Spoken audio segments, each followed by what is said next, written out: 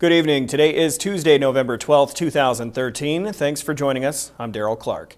Here is tonight's top story. Not guilty pleas from a man arraigned today in Fairbanks Superior Court. Kwame Forks is charged with second-degree felony assault after allegedly hitting and choking his girlfriend late last month. According to Fairbanks police, the woman was sent to Fairbanks Memorial Hospital and then to Anchorage for her injuries. In the charging documents, the woman describes Forks choking her 3 different times and also dragging her by the hair. The case is set to go to trial in the middle of January. Another Fairbanks man charged with attacking a trooper with a knife has been arraigned today in Fairbanks Superior Court. Ronald Baker Jr. was arrested after police were called to the College Inn for a report of a drunk man holding a knife and a cordless drill. In court today, Baker asked the judge if it was illegal to file false charges, saying that everything in the report was a lie. When asked to confirm his name was correct in the charging documents, Baker responded that he wanted to change his name. Trial is scheduled for January.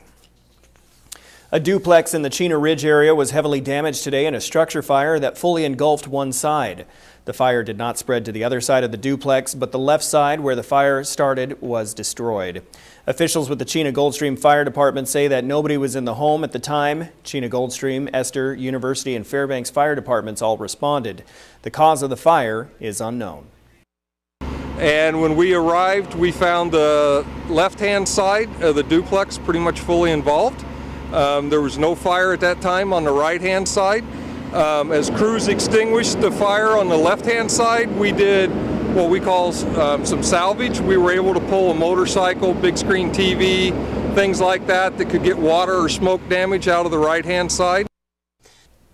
And I'm joined at the desk right now with Mike Schultz for a weather update, and here we go with another storm, right? We had a big storm over the weekend, right? And now we've got an even possibly bigger story that's coming our way right now. In fact, no sooner do we get rid of one storm than another one decides to take its place, and this one could be a real doozy. This next storm is coming in from the Bering Sea and is packing a lot of moisture and mild temperatures. That's the key word.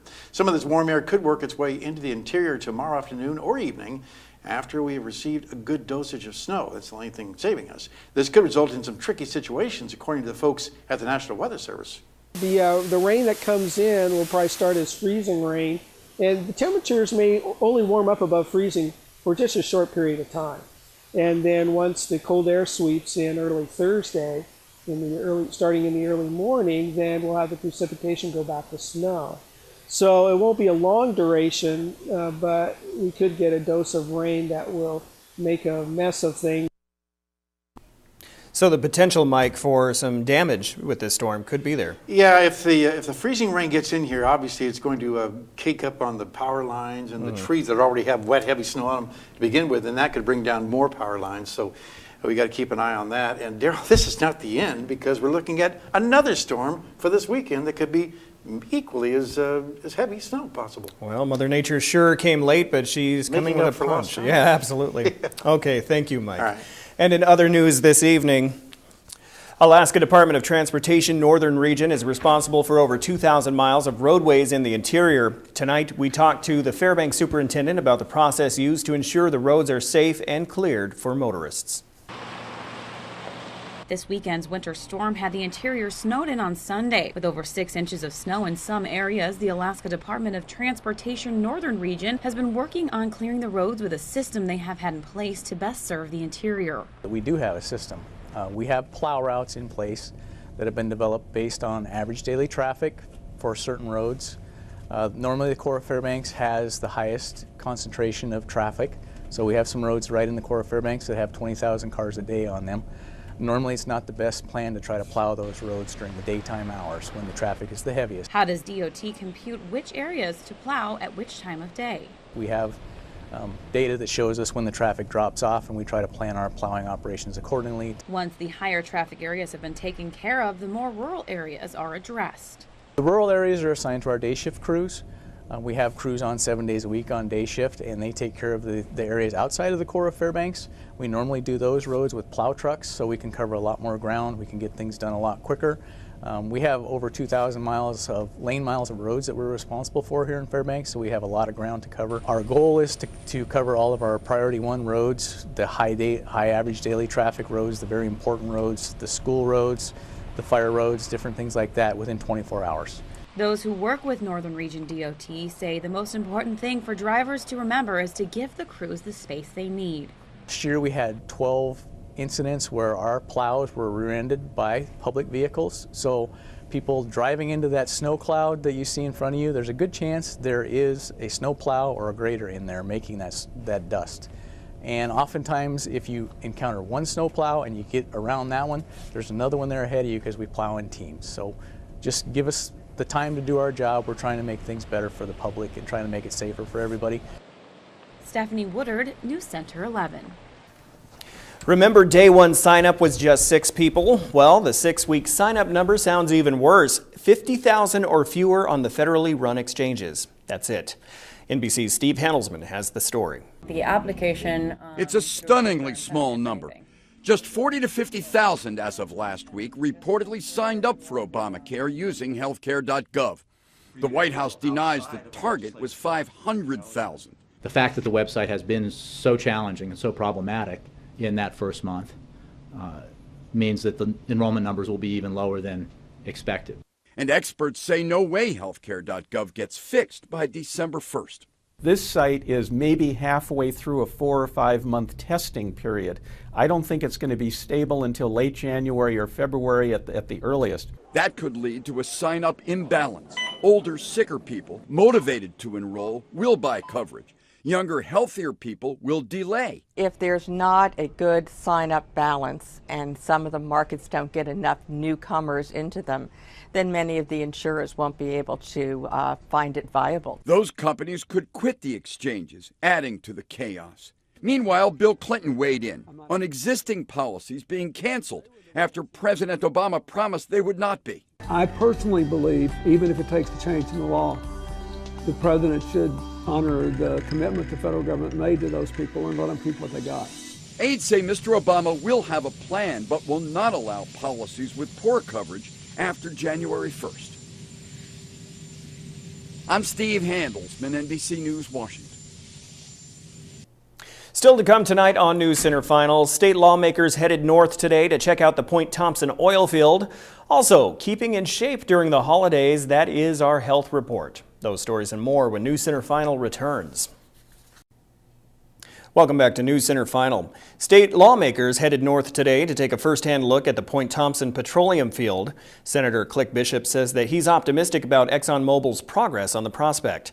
The Fairbanks Republican says he believes the company is serious about moving ahead with the development and that Point Thomson could enhance chances for a major natural gas pipeline. Point Thomson is considered a promising prospect, but the state and ExxonMobil for years disagreed about whether the company was making sufficient progress toward development. A 2012 settlement includes potential penalties aimed at forcing the oil company to move toward increased production. Bishop says he's pleased to see ExxonMobil following through on promises to hire Alaskans. And we told you yesterday that 2 entities are vying for a state certificate to provide natural gas service in the Fairbanks area. Newscenter 11's Monty Bowen takes a look at the interior gas utility in part 2 of this special report. Fairbanks Natural Gas and the Interior Gas Utility are waiting to see who the Regulatory Commission of Alaska will pick. The state wants to get a processing plant built on the North Slope to truck the gas to Fairbanks.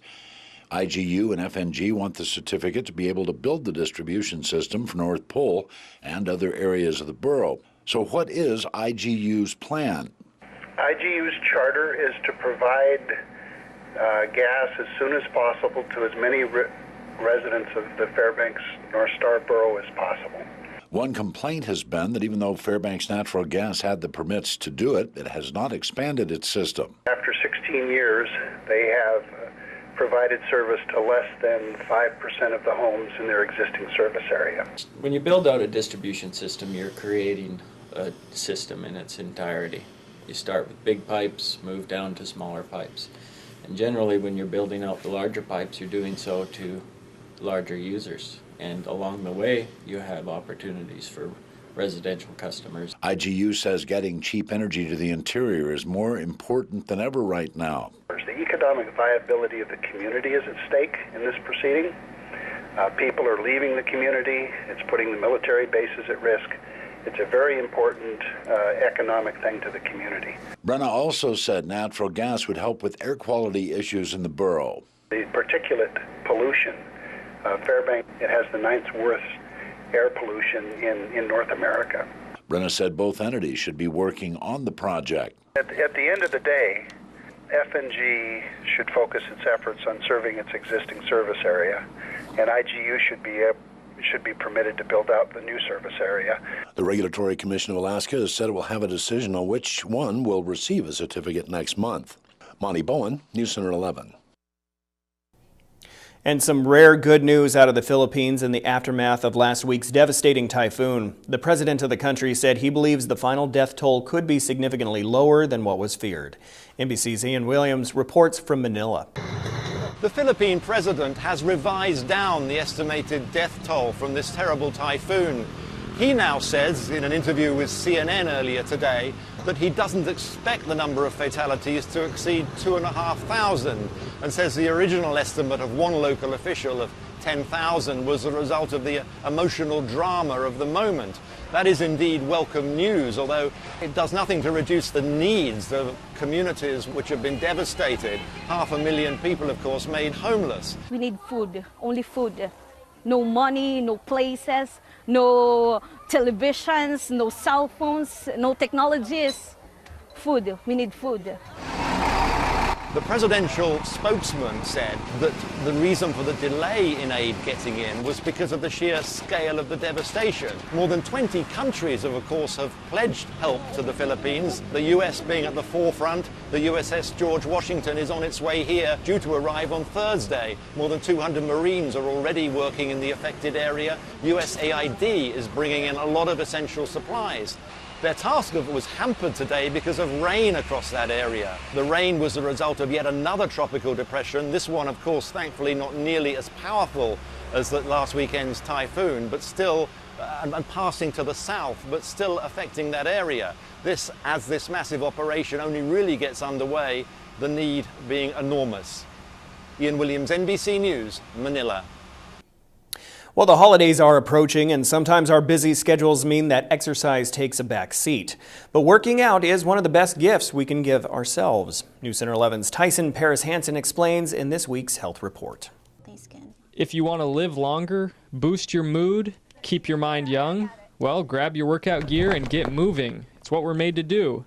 Try this weekly exercise prescription. Get 30 minutes of resistance training a week. General physical activity, 10,000 steps a day. 20 minutes, 3 times a week of cardio. And make that cardio strenuous enough to break a sweat for the whole 20 minutes. But here's another tip. Try to make it fun. Maybe invite a friend to play some one-on-one. Or we live in Alaska. Try cross-country skiing. It's worth the effort because exercise also decreases the risk for many serious medical conditions. Decreases heart attacks, decreases arrhythmias, decreases cancer all throughout your body. Almost every cancer is decreased because what exercise does is improve immune function. And working out not only builds muscles, but builds the brain. Exercise helps prevent the loss of brain volume as we age, and it helps keep our brain circuits young and our minds thinking sharp. And being physically active can enrich our lives well into old age. Not only do you live longer, but you compress the period of disability so that you live healthier longer. And experts add, you're never too old to start exercising. Tyson Paris-Hansen, Newscenter 11. The Health Report is brought to you by the Ear, Nose, and Throat Clinic, located in the Medical Dental Arts Building. Call 456-7768. Joe Cook is coming up next with a look at your local sports action. It is Tuesday, and that means Nanit Corner time. Stay with us with Joe Cook Sports. Hello, Interior Alaska. Joe Cook here in the Sports Seat for you this evening. Hope you're having a good day. And now it's time for some Tuesday sports. Tonight on the Nanit Corner, we highlight the real big man on campus. Athletic Director Gary Gray was recently elected to a position in the NCAA Division II arena that's taken him over a decade to accomplish. Here's more. University of Alaska Fairbanks Athletic Director Gary Gray was recently elected to the NCAA Division II Management Council. Gray will represent not only UAF, but the GNAC Conference. The Management Council works closely with the President's Council. This management committee consists of the 24 Division II programs, 2 at-large members, and an independent. Gary was selected by the NCAA after his name was submitted by the conference. The Management Council deals with the business operations, admin structure, and bylaws that govern the NCAA Division II. Gray will serve a 4-year term, and he wants to use his position to tackle the issue of travel that affects the West region. The scope of travel goes from Montana to San Diego and, of course, to Alaska. And we need to make sure that our voice is heard on business that the NCAA does and legislation that the NCAA does that affect us maybe differently than a conference that is very tight and just does a lot of bus travel and doesn't have some of the extended travel or costs that we have. Personally, for Gray, this is an achievement. He's been interested in being a part of this council for 15 years. He considers this an act of service. It's an opportunity to serve and to work with the membership of NCAA Division II, and in any profession you want to, kind of give back to the profession you're in and do that. I know it's going to be rewarding. And it's going to just open up some new opportunities for, I think, us in the West region and in our conference to make sure that we're as closely involved in NCAA Division II business that we can be. Nanook Corner, brought to you by Sports Medicine Fairbanks. And the Nanook cross country team finished its season over the weekend in Spokane, Washington at the NCAA West Regional Championships. The women's teams placed 20th out of 23 teams. Callie Stryker placed 88th respectively in 24 minutes and 7 seconds to lead the Nanooks. All 6 freshmen got their first regional experience. Dorothy O'Donnell of West Valley came in about 38 seconds later for UAF. UAA won the West Region title by 3 points as their top runners went 1 and 2. On the men's side, senior Tuck Sims led the team in his final race, finishing the 10K in 33 minutes 54.3 seconds for 69th place. The Nanooks placed 15th out of 18 teams. Ross McDougall placed 80th for the Nanooks in a little over 34 minutes. Chico State won the men's West Region title as their top runners went 1, 2, 3. And 30 interior aquatic student athletes qualified for the ASAA Swimming and Diving State Championships over the weekend, and just a few came back with medals. North Pole's Martha Hood won the 50 freestyle by just 0.3 of a second with a 24.1 second time, out-touching Alex Weeks of Soldotna. Hood, a senior, took second in the 100 fly in 57.8 seconds. And for the girls teams, North Pole finished tied for 10th and West Valley placed 13th. And on the boys side, Tommy O'Donohue of West Valley won his event, the 100 breaststroke, in 59.6 seconds. Fellow swimmer Luis Marquez got the silver in the 100 fly and bronze in the 200 IM. The Wolfpack boys finished 4th in the 200 medley relay and 5th in the 400 free relay. Ladies up, Zach Campbell finished just off the podium in 4th place for boys diving. And the Diamond boys team Ed Sicca by 3 points to win their 5th consecutive title, and Juno Douglas won the women's title. Before the volleyball state tournament starts this week, here are the all-conference selections for the Aurora and Mid-Alaska conferences. Monroe head coach Dave Obermeyer was named the Aurora Coach of the Year. He led a Rams team that lost 2 games all season and won their first 14. The Rams landed 4 all-conference players: Marissa King, Emily Pfister, Andy Clark, and Jackie Lemons. Allison's Katie Browder, Monty Ford, and Larissa Franklin were all-conference. And Hutchinson's Caroline Everett and Michaela Heinman were all Aurora as well. Valdez Miranda Haltness was named Player of the Year.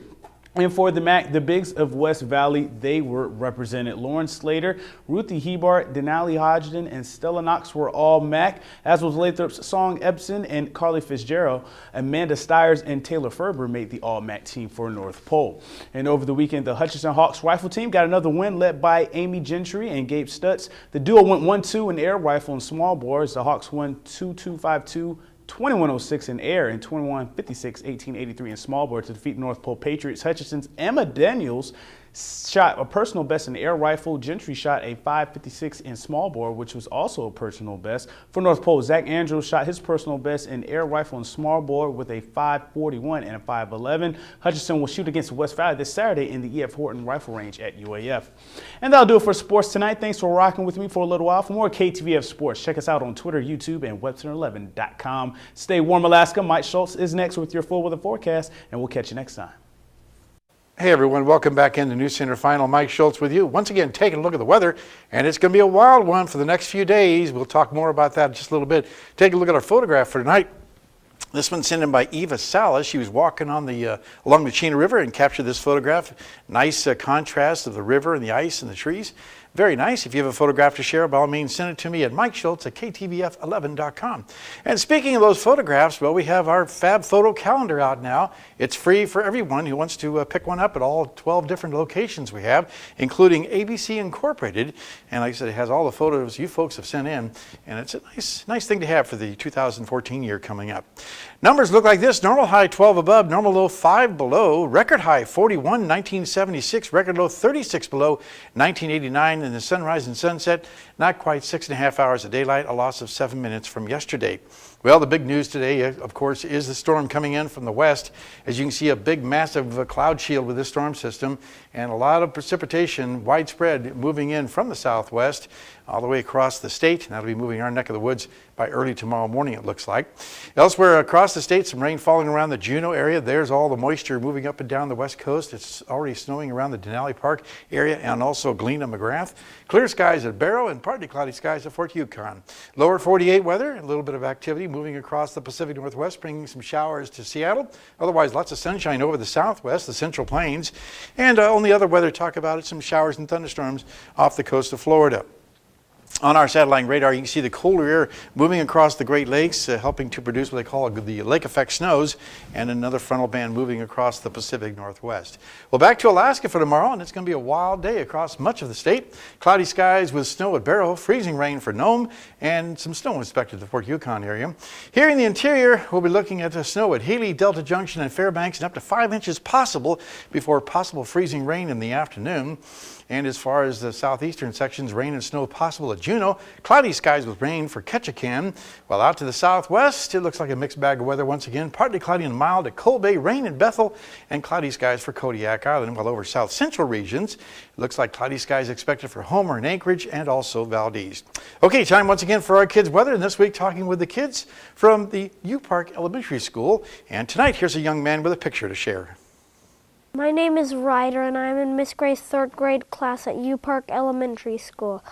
And this is my weather picture. I drew a picture of the 4 main seasons we have here in Fairbanks. One is sunny, one is cloudy, one is snowy, and one is rainy.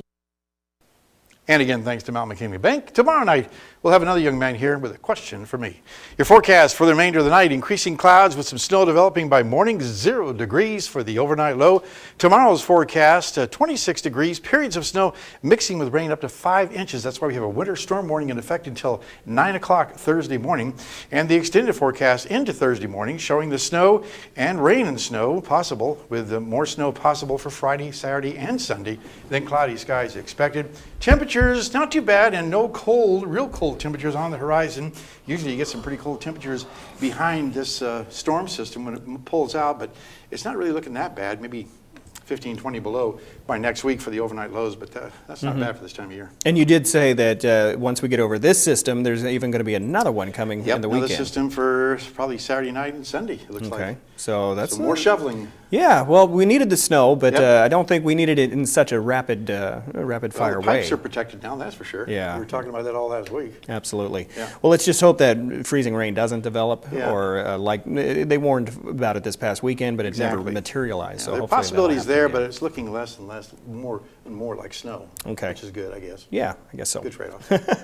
All right, thanks, Mike. That is all for the Tuesday edition of Newscenter Final. Be sure and tune in at 6:30 a.m. weekdays for the Fairbanks Morning News with our good friend J.R. Lewis. The Tonight Show is next. Guests include Matt Lauer, Carrot Top, and Colts. And we'll do it from all of us here at the News Center. Going to leave you tonight with a little calm before the storm, looking at the Alaska Range from the University of Fairbanks today. Have a good night, everyone. We'll see you back here again tomorrow.